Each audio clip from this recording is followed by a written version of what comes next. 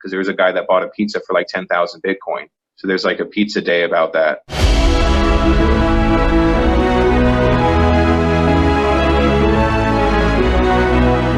You are about to experience Jackson Snyder Presents, direct from the Vero Essene Yahad, a Hebrew Nation radio original program. JSP is a variety show seeking out Jewish and Christian origins, religion, theology, and history, and doing so in a fashion that is both educational and entertaining. Welcome to Jackson Snyder Presents.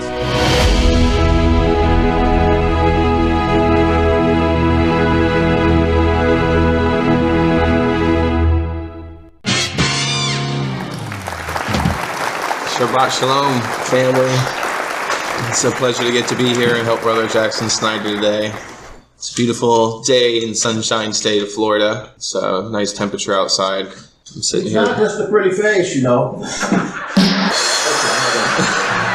Okay. Bitcoin is it's a code, and it does run on computers that they call miners, and it's a cryptograph though. And really, the best way I think to explain Bitcoin is that it's for the first time in history, digital scarcity. So something scarcity. Those are back before Bitcoin. That was kind of like an oxymoron because digital scarcity didn't really exist. When you had something in the digital world, it could be replicated, multiple times over. Look what it did to the music industry, for instance, and the video industry. There's people that can go online and download songs and download videos because all it takes is one individual to share their copy on the internet and make it available for everybody else. So that created a kind of a pickle of a situation where, the music industry, instead of like embracing Napster and embracing peer-to-peer sharing of the songs and stuff, they chose to fight it. But in the end, they didn't really win. They end up having to evolve in a way. It forced their hand to evolve. Like a legal win, but it was like a Pyrrhic victory. They really were kicking against the pricks anyway. Yeah, because the thing is there's too many people that do it. Like, there's too many people that do it that they can't stop everybody. So now they're basically overwhelmed with numbers. And but what's interesting with Bitcoin is it's a blockchain. And so essentially, the way that the code has been put together, there's a bunch of computers that are trying to solve a mathematical equation. And in solving that mathematical equation, they're actually also doing the transactions of people that are sending Bitcoin from one to another. And once there is a computer, or there might be usually a pool of computers, they call them mining pools, that end up solving the mathematical equation, and they get rewarded with Bitcoin. And currently there's a little over 6 Bitcoin that's mined every approximately 10 minutes. Mm-hmm. Sometimes it's more, sometimes it's less, but approximately every 10 minutes, the heart of the Bitcoin blockchain beats. And what's incredible is this digital scarcity has now created something where in the digital world, you can have something that nobody else can own. And there's only 21 million of them. Now that's whole Bitcoins. It has been broken down into fractions of a Bitcoin. So it goes down to, I think it's 8 decimal places right now past the zero. There's 8 zeros past the decimal point. And they call them Satoshis or Sats. And so now people don't really buy Bitcoin because of its price. They more buy Sats. But now what's interesting is there's a bunch of institutional investors and accredited investors that are getting in on Bitcoin. And that's part of the reason why we're seeing a big rise in its cost. But what's really neat about Bitcoin, besides it creating digital scarcity for the first time, is that it's decentralized. So there is no CEO of Bitcoin that can be brought before Congress or any nation to be questioned. The inventor of Bitcoin is anonymous. He, she, or they went by the alias of Satoshi Nakamoto. And what's interesting is that Satoshi Nakamoto did a great favor by stepping away and allowing the system to run itself and there's Bitcoin developers. So there's still like coders that help improve Bitcoin's code. And so they implement things like what's called Segway, and there's another thing, a second layer they're called Lightning Network, that they also are implementing to help improve the speed of Bitcoin and reduce the cost for transacting Bitcoin. But yeah, it's really interesting because it's decentralized. It's considered one of the first, or I believe it is the first, decentralized autonomous organization. And so the way that it's run now, it's by the miners, and it's also by people that host what's called nodes. And the node has, so Bitcoin is basically like, some people call it gold 2.0, like an upgraded version of gold. And that's what you'll hear these guys on TV now. They're calling it digital gold, and they're comparing it to gold. But they'll make the point that gold, for me to send you gold right now, it's, you know, I have to send in the mail or get in my car and drive it over to you, right? But with Bitcoin, I can literally give it to you, send it to you, and you can have it in 10 minutes. You can wait a confirmation cycle. So then you wait 20 minutes approximately, and now you have it for sure in your wallet, and nothing, there's not going to be any hack or anything to reverse that. Because that's another quality of Bitcoin, besides it being decentralized, is it's permissionless. And by being permissionless, this is why a lot of governments feel threatened by it, besides it being decentralized, because they're used to working with centralized entities. But with it being permissionless, I can send Bitcoin to anyone in the entire planet Earth, and it doesn't matter who you are. It doesn't even matter what you are. You can receive Bitcoin. And so it challenges the current financial system tremendously, because currently, you know, we operate off of an old legacy system, and it works with the SWIFT banking system. So, you know, what you probably, go ahead. I know the SWIFT banking system. Yeah, so what's out there? It's been kind of weaponized. And so, you know, so if you don't play nice with the United States of America, then you get cut off from the SWIFT banking system, and then you can't do any kind of commerce with, you know, all the other nations that are linked up in the SWIFT banking system. So what's interesting, that's one of the things that I know a lot of individuals that are in government positions don't like, because I can send Bitcoin to anyone in the world. It doesn't matter where they're located. They could be in Iran, or they can be in Israel, they can be in Palestine. It doesn't matter because it doesn't ask permission. And you can also send any amount that you own. So like currently, if you try and go to the ATM, and you know, not many of us have the luxury, but if you try and withdraw like thousands of dollars at the ATM, it's going to tell you no. You're going to have to go inside. You know, there's a limit. And then when you go inside, if you withdraw more than, I think it's like $10,000, if you have that luxury, I believe they report it to the IRS. It's either, I don't know if it's just withdrawing, but I think it is with depositing. Definitely on depositing, but I wouldn't doubt. I used to work in banking. I know about the SWIFT numbers and how you can be locked out of a system entirely if you don't have one. As far as they were talking about reporting for 10,000 or more withdrawal, because supposedly this money was considered probably non-tax. And they made this rule back in the 80s in order for people to get turned in if they got what was considered then a significant amount of money.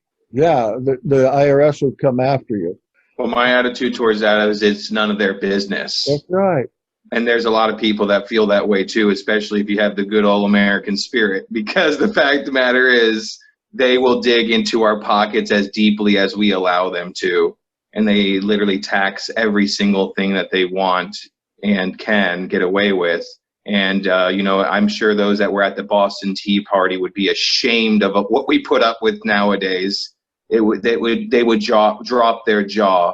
Because I have one of my good friends is an accountant. He said we basically work until April for the government with how much we pay with taxes. And the real thing is it's men and women that hide behind government. That's a whole other conversation. Mm-hmm. So what's interesting, though, is Bitcoin doesn't care how much limit you want. It doesn't have any limit to what you're going to send. It doesn't care. It's in a code. There's no third party.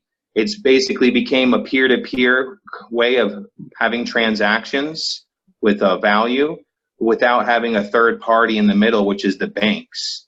And if, you know, there's many people that I've known that are pretty upset with the men and women that run the banking institutions because of how they've had it so good and so easy, and they can do things like charge you like $35 fines when you don't even have any money. Ridiculous. And they didn't even have to earn any money because they have a fractional reserve lending system where, and if I'm not mistaken, with the current laws that have been in place though, or the statutes, codes, and ordinances and all that, they can actually, I don't even know if they have limitations now for how much they can, fractional reserve lend. I don't, they have to have reserves so much anymore. Like, it's kind of ridiculous. Well, that's why they have this insurance, although the insurance account usually has less than 2% cash liquidity of what the bank actually owes. When they take a deposit, you're actually lending the bank that money. And so their insurance, that FDIC insurance, if there was a run on a bank, you wouldn't get any money. So that's one of the things that people were laughing about is the commercials they put out at the beginning of this pandemic situation. Like the FDIC, there was leaders behind FDIC trying to, make you feel like it's okay. You don't have to worry about taking a run on the bank because we have plenty of money. We can just, take care of everybody. We're great. Exactly. The insurance was less than 2% of the deposits on hand. So what I'm saying is there was guaranteed 2% cash equity of all the deposits. So what would happen if there was a run on the bank? What are they going to do with 2% of their deposits insured? Where are they going to get cash to pay the rest of that 98%? Yeah, exactly. But you have one of the Fed chairman guys, or he's head of one of the Feds of I forget which branch because they got a bunch of different branches. But he was admitting that they can just open up floodgates of money and just keep printing money and keep pumping it into our economy. And they're saying right now I forget the number. It's a staggering statistic, but it's over 20%. I want to say it's like 27% of the money that was ever printed in the history of the United States of America was printed this year. And that's why there's a lot more interest in Bitcoin. Take a look at the news today with that crazy $21 trillion.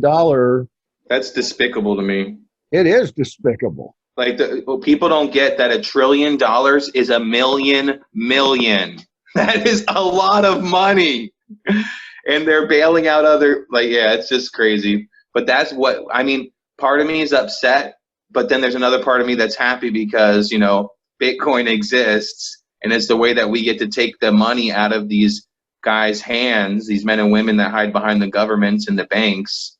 We can take that out of their hands and put it in the power of the people. And people talk about separation of church and state, but what's caught my interest is separation of state and money. Because as history has shown us time and time again, they fail at balancing things appropriately. And they end up taking care of their buddies, and they're bailing out their cronies and their in-laws, and they're the ones that get awarded the contracts, and they're the ones that end up getting they don't even have there's people that'll be a family member and just start a company, and then they just now they get a government contract and they've never even made face masks before, but now they have a multi-million-dollar face mask contract, like because they happen to know their brother-in-laws. It's like, look at the Bidens.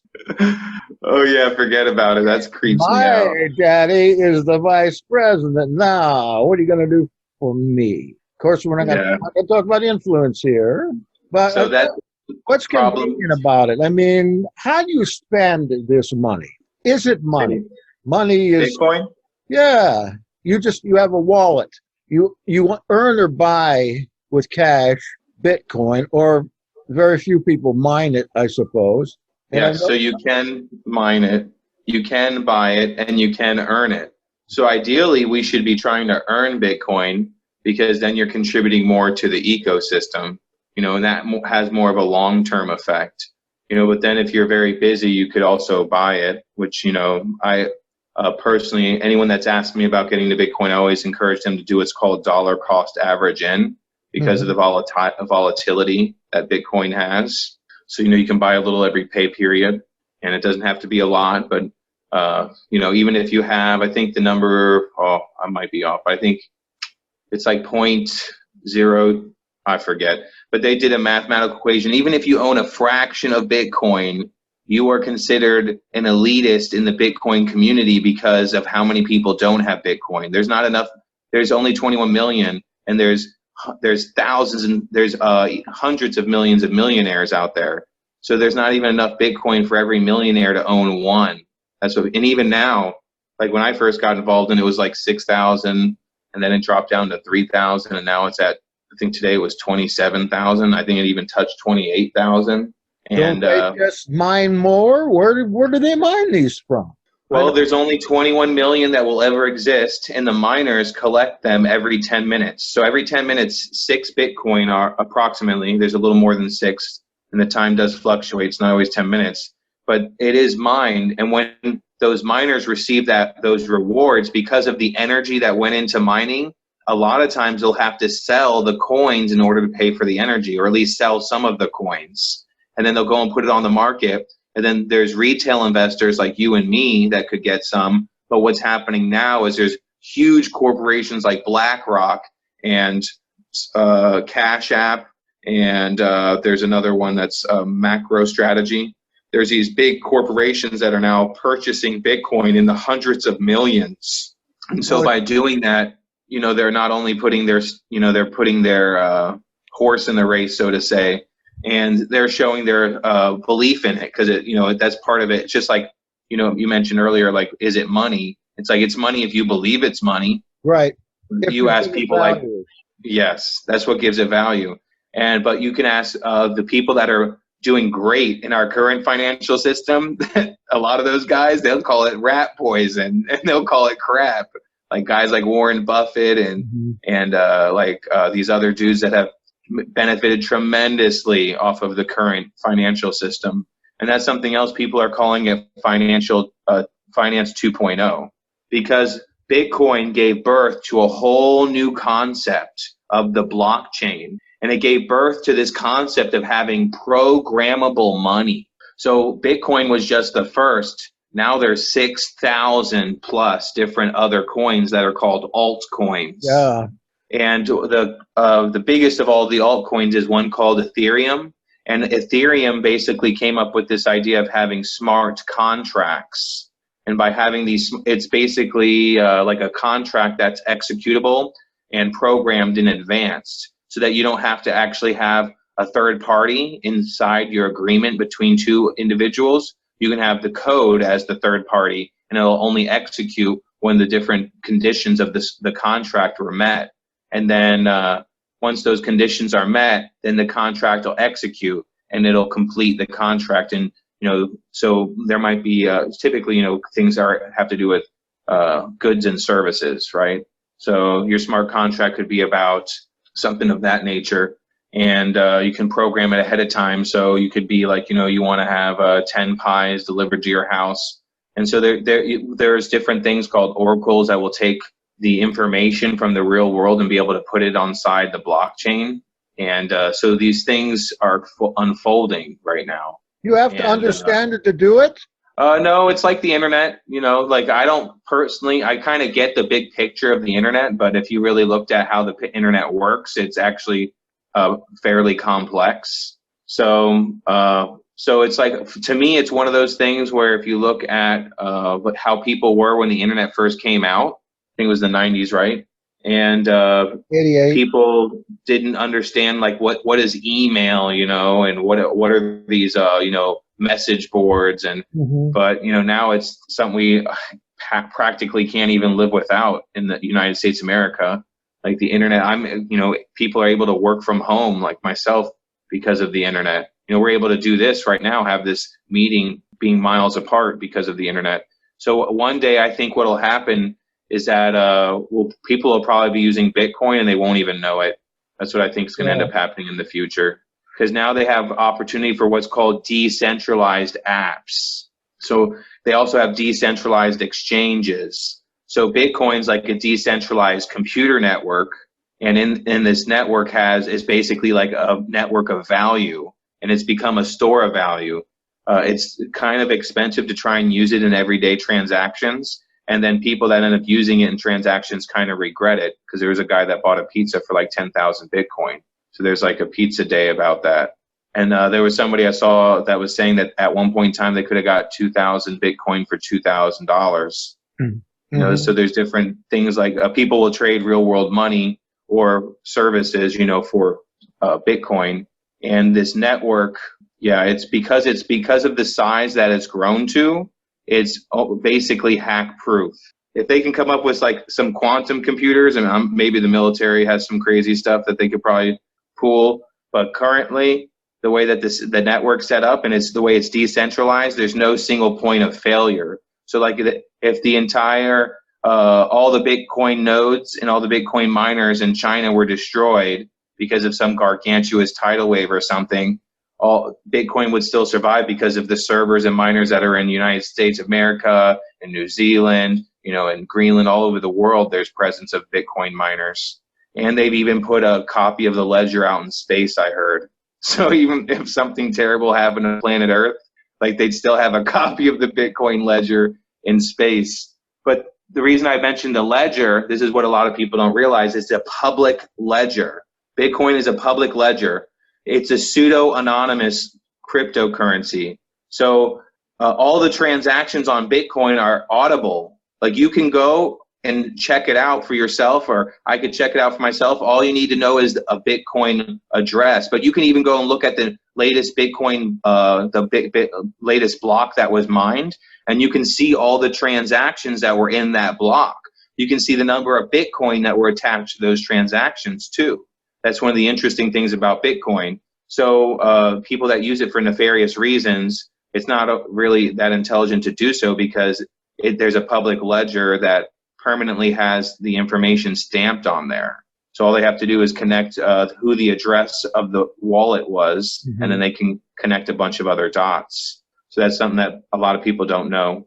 But one of the ironic things about the Bitcoin is there was a guy that was holding up. So there was a Federal Reserve chairwoman, forget her name, but she was speaking about how basically the Fed couldn't be audited. I think it was a chairwoman.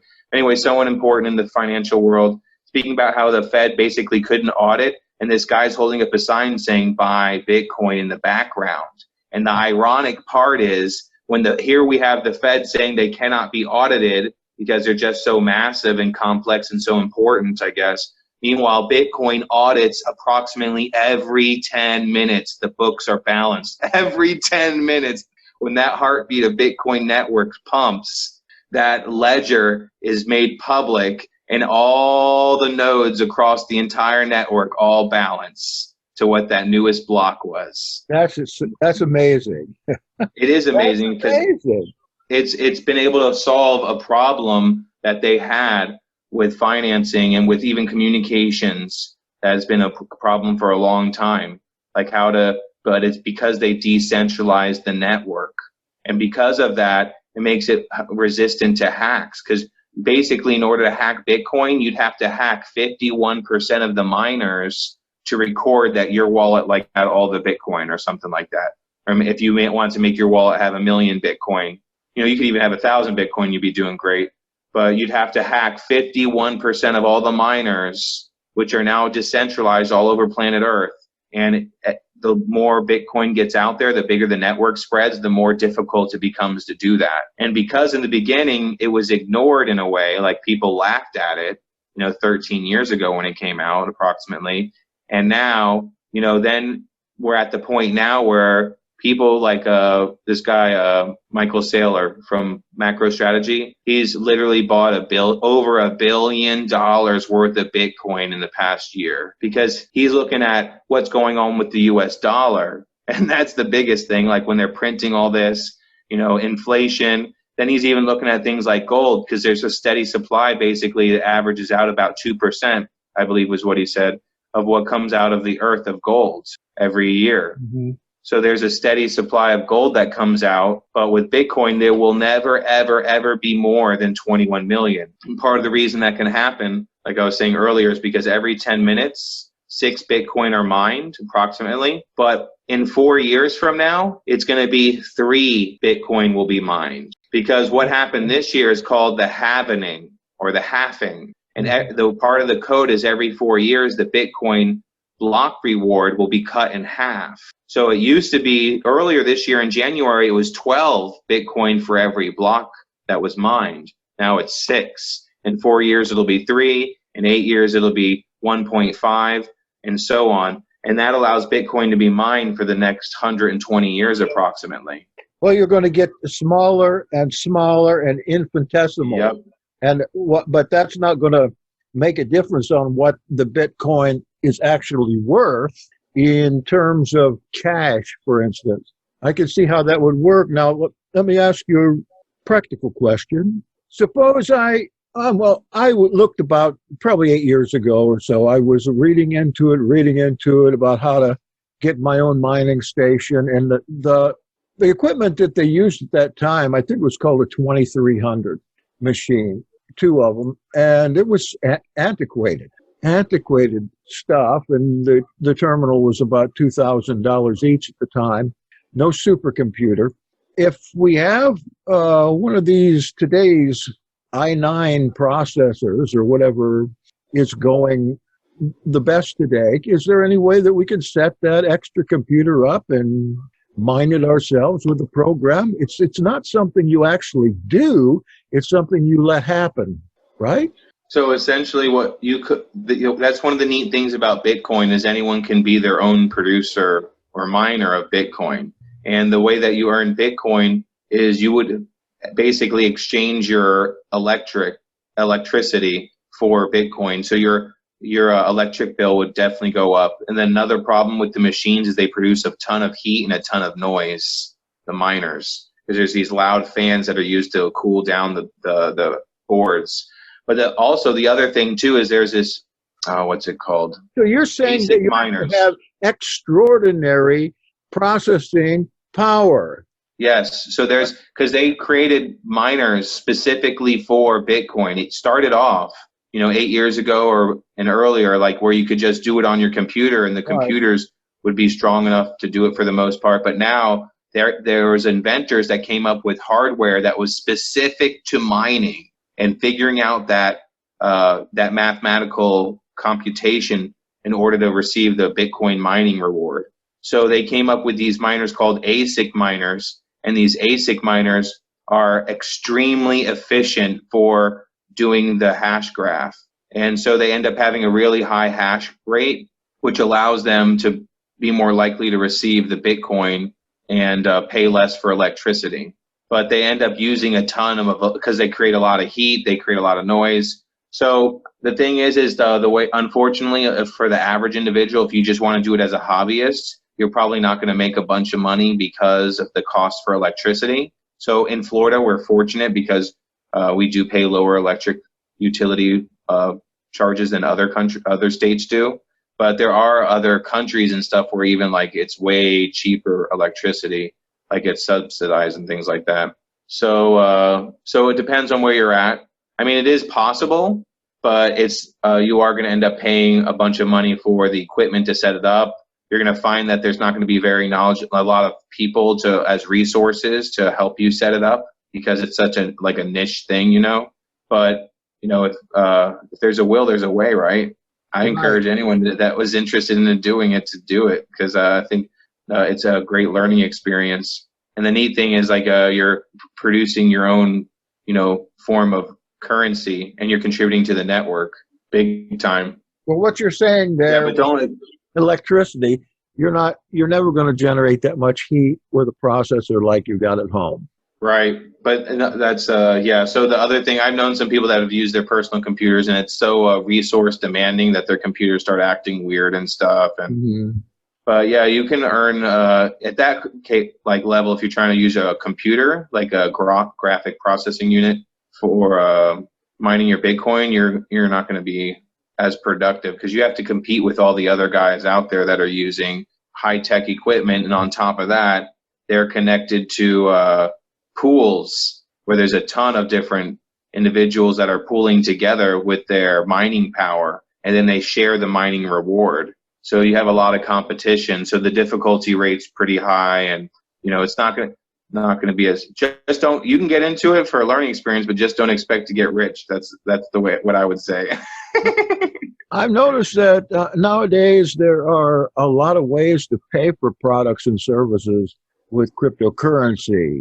I've heard It's definitely many advertisements for different, all the different currencies, and now there are certain portals that anyone can use to accept Bitcoin for their products and services. And what's the other thing? Oh yeah, it seems like I spend my money online. Anything I want, I'm going to go out there now with overnight shipping and all, and I'm going out there. I have seen that in a lot of these sites, you can pay with Bitcoin. If you pay with Bitcoin, the rate is going to be less, sometimes significantly, than the cash value of the cash. If you pay, you'll say, if you pay with Bitcoin or other cryptocurrency, please take 25% off. I don't know how that works. I've just heard about it, and I've seen it on a lot of websites. In fact, there's like 2 or 3 now portals for just the ordinary Joe to go ahead and use in order to pay or receive money in Bitcoin. We can call it money. Oh, that answers my question. Yeah, there's going to be a growing number of that, especially since PayPal is now allowing people to buy Bitcoin through PayPal. They're one of the largest online, merchants for medium of exchange for currency.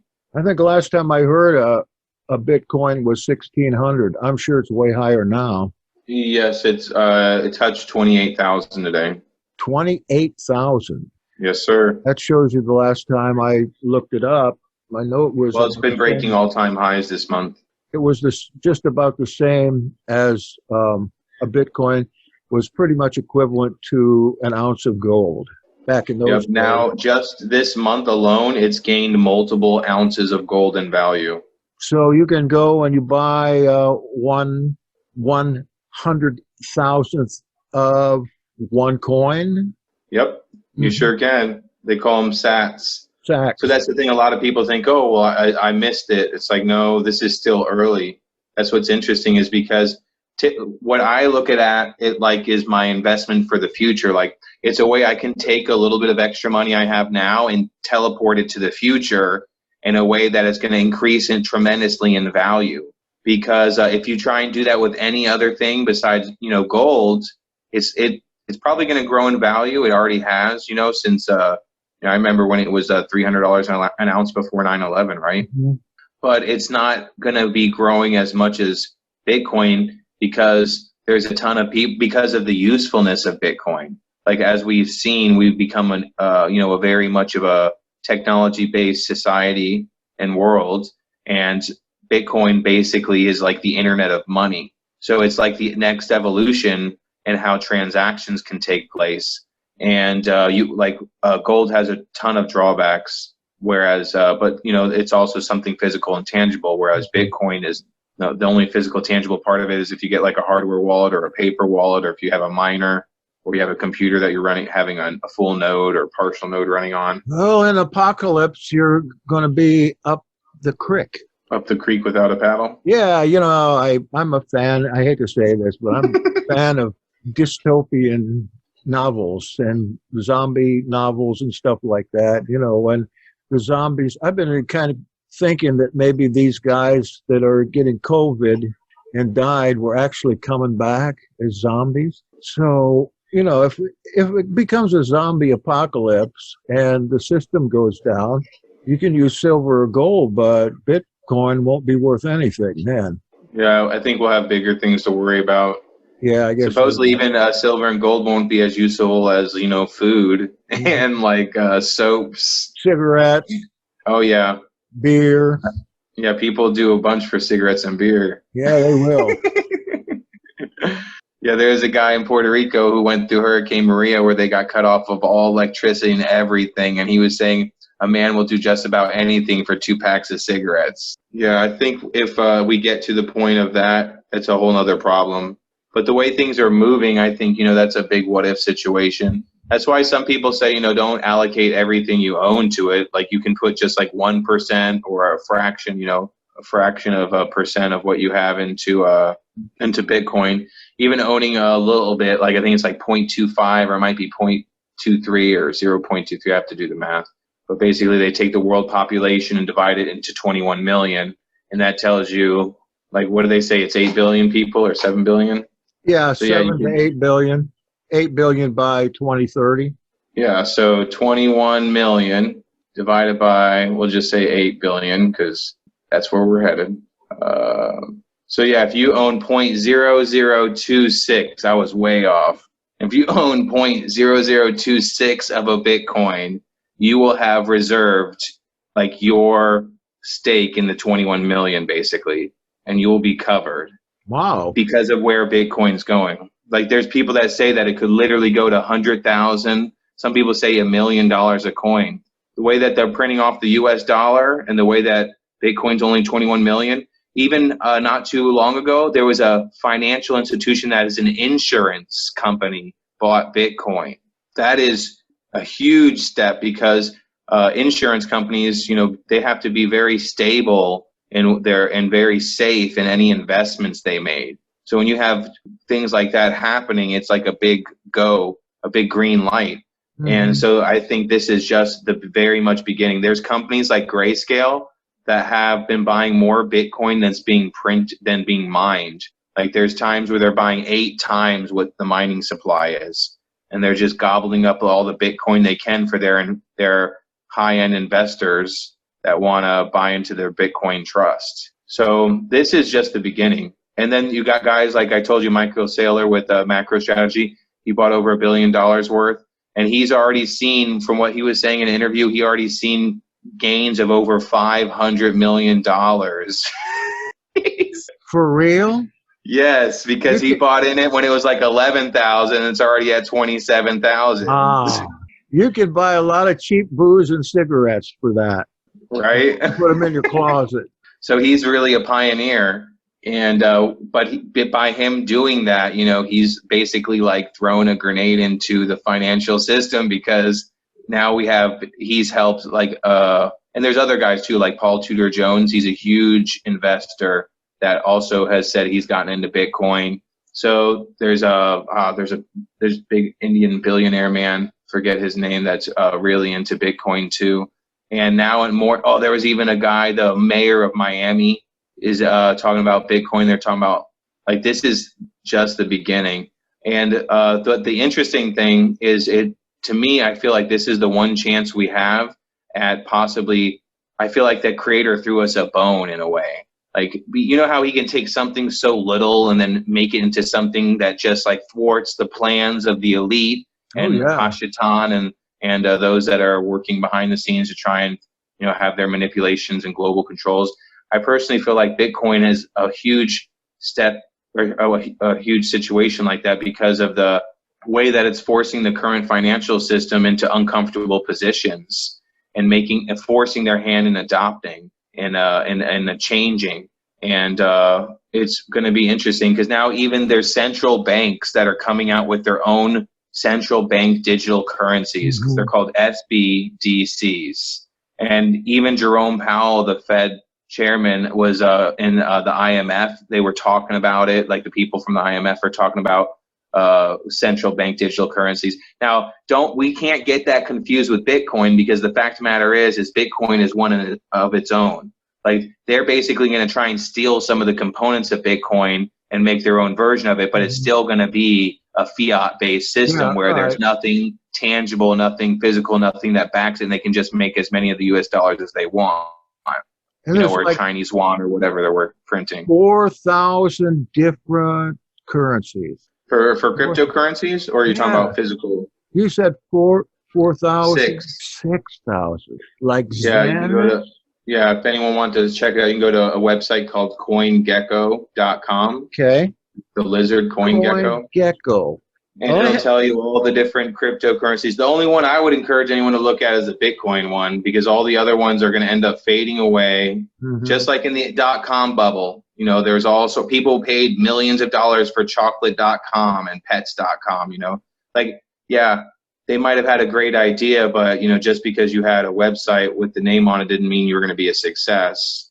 It's a liability, actually, unless it's worth more than you bought it for. And some of those 3-letter URLs, you can't ditch them now. You can't get what you paid for them in the first place. Let me ask you one more personal question. I'm assuming that you are in some way vested in cryptocurrency. Partially. Okay. Do you either pay or get paid in any way through cryptocurrency? No, I work a typical corporate job, so I get paid. I'm part of plugged into the financial 1.0 system still. But I believe one day in the future that employers may offer their employees the opportunity of being paid in digital currencies. It'll probably be the central bank digital currency of United States of America, or some sort of, they have a digital US dollar already, kind of called USDC, I believe. Yeah.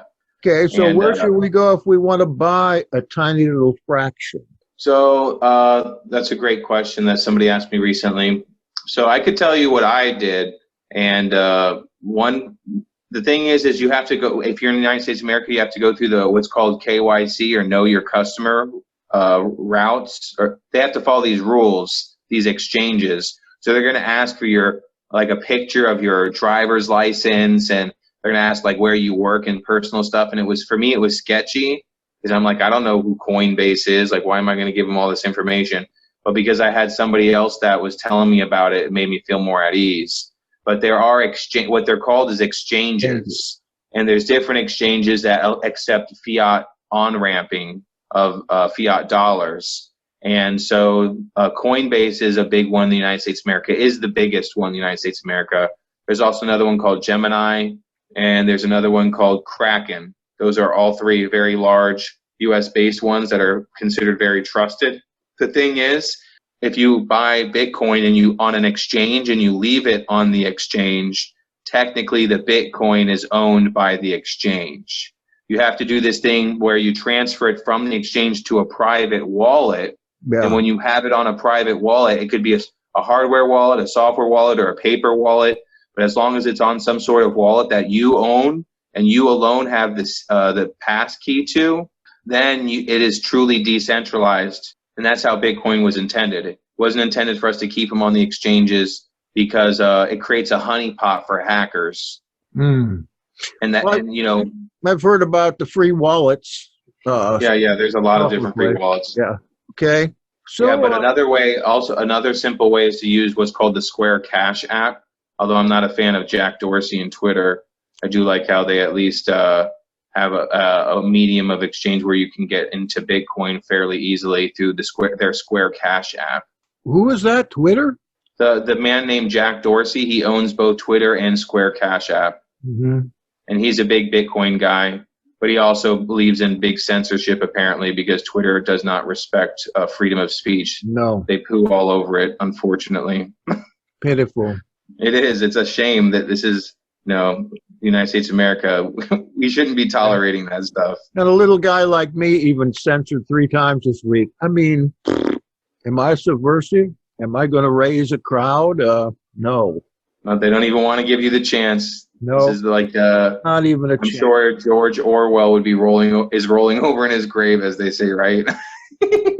Yes. So if I put this up, are you willing to take questions from people?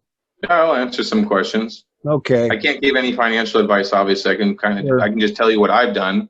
I'll be honest and share through my experiences. But I've been learning about it since 2017, and it's one of those topics where it continues to grow, and it's always evolving, and it's always keeps my interest because there's always something to learn. It's pretty fascinating. Okay. Well, what we're going to do is we're going to solicit some questions, see if we get some, and in the meantime, let me study a little bit and see if I can come up with some next time. And I would advise you folks that have good intellect, buy into Bitcoin. If you're like me, I think you should go the cheap booze and cigarettes route. Soap. Bars of soap. That's what you should buy. Individually packaged. Amen. Thank you, brother. My pleasure. Well, we'll talk to you soon. Sounds good. Be blessed. You too. Shalom, family. Shalom, everybody.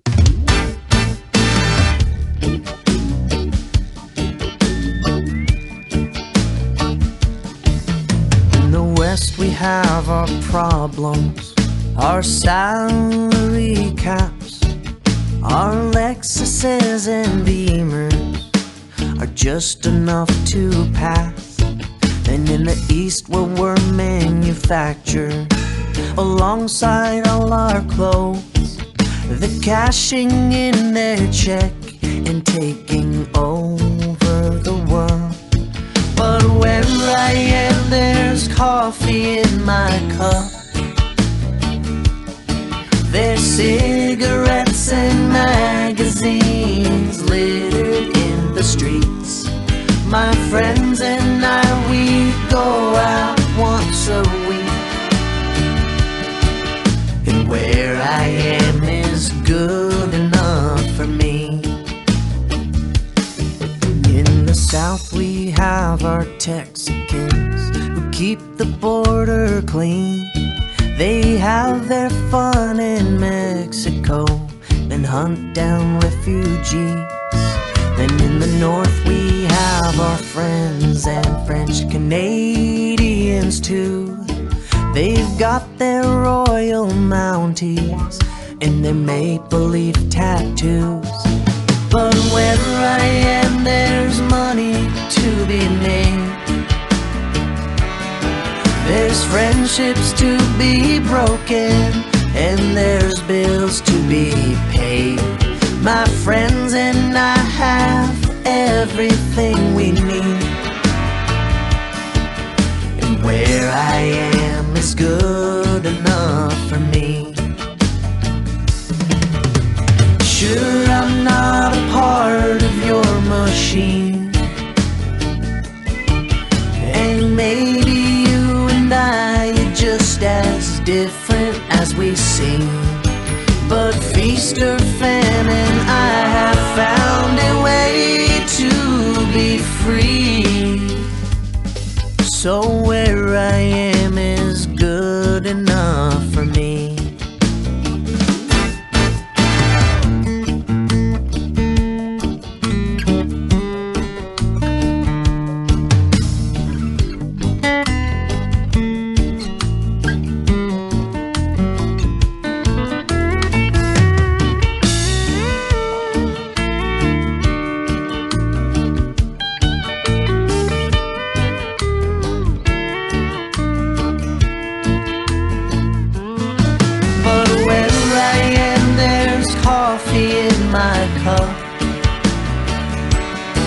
There's cigarettes and magazines littered in the streets.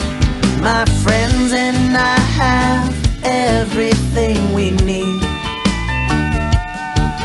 and where I